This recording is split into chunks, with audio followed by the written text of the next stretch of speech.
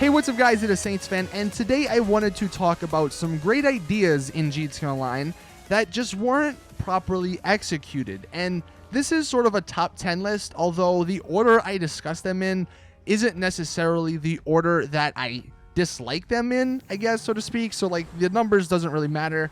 And also I feel bad for like sort of hating on the game right now, and I'm not trying to hate it. I'm just like making a video discussing about some things that I think could be good if Rockstar like tweaked them a little bit, especially considering we just got the news that there's going to be two major updates, the stunt and the finance and felony update. So I sort of hate to talk about the bad stuff when there's some really cool stuff on the way, but I've had this video in mind for a couple of days now and I figured I would just upload it. So let's get into the list. Coming in at number 10, we'll just start with the first one, and I think honestly it's one of the most recent ones, and that being stilt houses. Now, stilt houses, in theory, like I said, it's a good idea. However, I feel like it was poorly executed. Number one, the biggest problem with stilt houses is the fact that you can't easily access your garage. You actually have to go outside of your house and then go to the garage door. You can't easily access it from inside, which is annoying because you got to go through more loading screens than you do when you're in an apartment.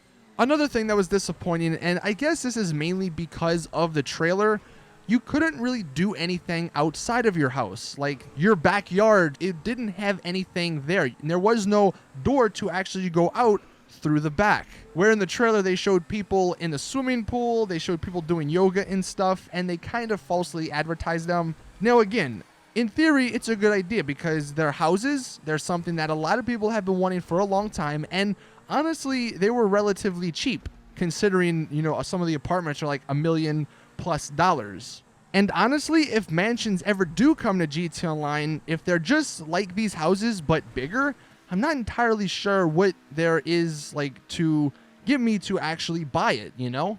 The next one is another thing that recently came into the game, and that being piracy prevention. This one in theory was a good idea because it gave people who spent a lot of money on yachts a pretty rewarding VIP mission that's fairly easy to win. But that's the problem, is that it's too easy and no one really ever tries to attack you anymore. If your organization has homing launchers, you can easily defend the skies and you can easily snipe people. At least if you're around the beach, you can easily snipe them as they're trying to get into a helicopter or on to a jet ski. Another thing, when the attackers are trying to get onto your yacht, they also not only have to worry about you, but they have to worry about people trying to spawn trap them. A lot of those like really awesome multi-kills you see, it's because people are trying to get onto the yacht and they're not worrying about the people like behind them. And that's why a lot of people can go on these 30 kill streaks. I'm not entirely sure how they can fix this one, but it's just something at the moment like that you can literally do. Put your controller down for 10 minutes, go make a sandwich, come back, and you'll easily get, I think it's $30,000. Number 8, the armored Kuruma. This was a good idea because it offered an armored car so people can get around the map without worrying about getting shot by other people, especially if you're on console and there's auto aim. It just sucks because it's almost a guaranteed death if you go near someone and you don't hit them because they'll just lock onto your head, shoot a few times, and bam, you're dead. So the Kuruma, in theory, the armored Kuruma, was a great counter to this. But the fact that this is one of the best 4-door cars in the game, I mean, it's really quick, it's got really great handling, and it's almost impossible to actually shoot somebody out of it. I'm not entirely sure how no one at Rockstar, when they were testing this, figured that people would just use this to troll everyone.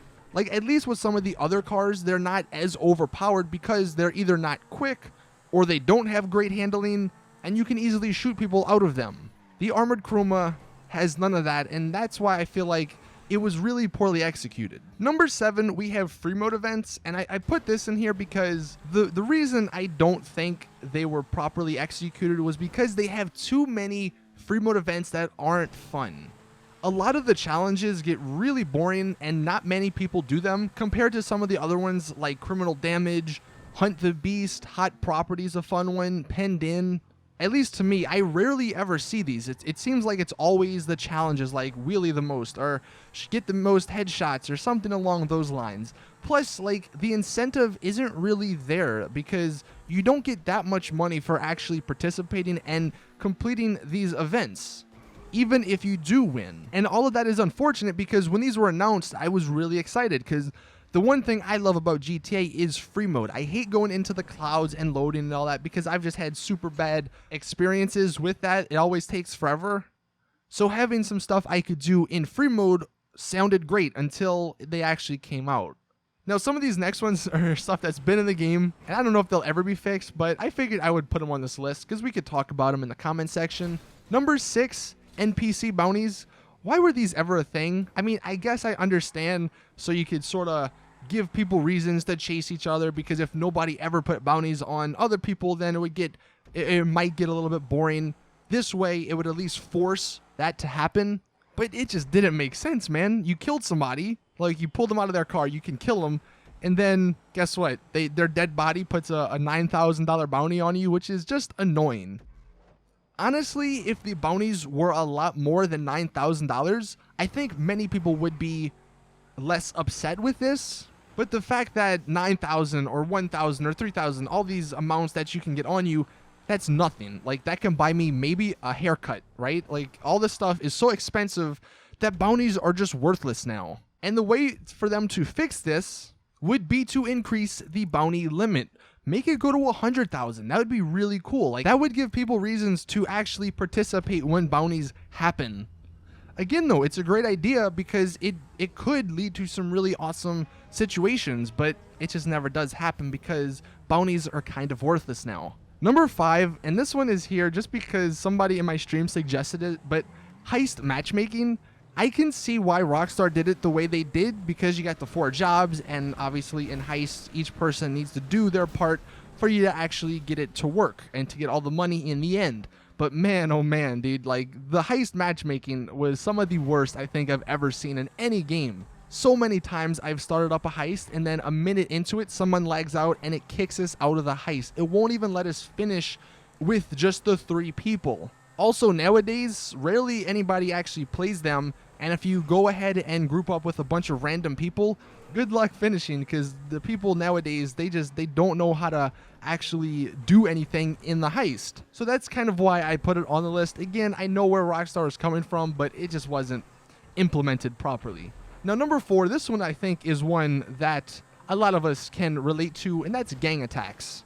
Kind of similar to the bounties. I understand why they did it, because they wanted to give people stuff to do in GTA Online. They wanted action to happen. They were forcing it.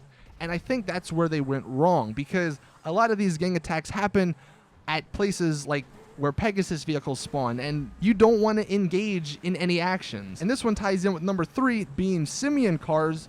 Again, both were great ideas, and I understand why they did them, because they're trying to force stuff, but having it so where you get 2 stars automatically when you get into a Simeon car and it doesn't notify you, like, it should at least notify you, hey, look, this is a Simeon car. And I know there's like a text message you can get, or that you get from Simeon and you can see, but nobody ever reads their text messages, so I wish there was another way to notify us about that, because it's super annoying, like the bounties and like the gang attacks, where these were features that could have been good, but just turned into minor annoyances rather than being actual good gameplay mechanics. Now, number 2, I have Pegasus vehicles here, only because of the freaking stupid system where you call them, and then you go pick it up and it's like, sorry, Pegasus cannot deliver your vehicle now. And you try again, sorry, Pegasus cannot deliver your vehicle now. Try it a 3rd time, sorry, Pegasus, and then you go to another freaking place. Sorry, Pegasus. It's like, why even try? Like, I paid all this money for these Pegasus vehicles and they never freaking show up. I mean, maybe that's just me that has these issues, but I feel like there's other people out there that can relate. Honestly, though, that's the only negative I have about Pegasus vehicles. I thought I would put it on here because of that specifically. And again, don't take this list too serious. I'm literally just going down what I have written. But coming in at number 1, we have the homing launcher. This always starts some controversy because some people like it and some people hate it. I will say, it was a good idea for them to add this into the game, but the way they went about it just wasn't right. You know, the idea adding this into the game was that you give people who don't like these jet griefers, you give them a way to defend themselves.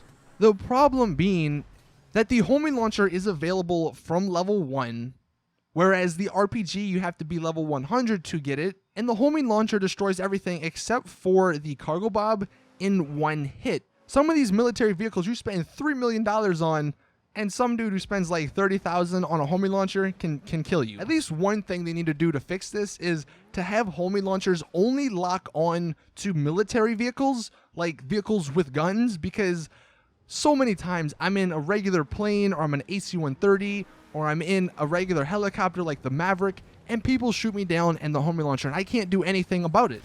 At least if you're in a military plane and you have some way to combat this, or some way to kill the person that is trying to shoot you down, you could do that. But if you're in these other planes, you're defenseless, and the homing launcher becomes something that people control with, instead of the other way around like it was before. Anyway, that is it with my list.